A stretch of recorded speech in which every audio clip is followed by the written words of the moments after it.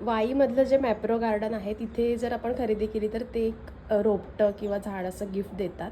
उमेश डिसेंबरमध्ये त्यांची ऑफिसची आउटिंग होती तेव्हा वाईमध्ये गेला होता, तर त्याला हे रोप मिळालं होतं. तेव्हा त्याला फक्त पानं होती, तर याला काही दिवसांनी हळूहळू पानं फुटायला लागली आणि हे इथंच असं ह्या स्नेक प्लांटच्या मागे होतं इथे.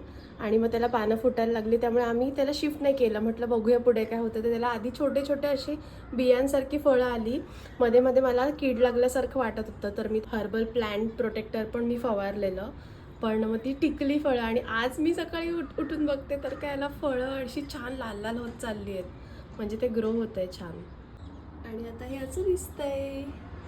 मला खरंच वाटलं नव्हतं की ह्याला फळं येतील आणि पिकतील पण. थोड्या दिवसात ही डार्क कलरची होतील, मग मी चेरीला खायला देईन. Best morning.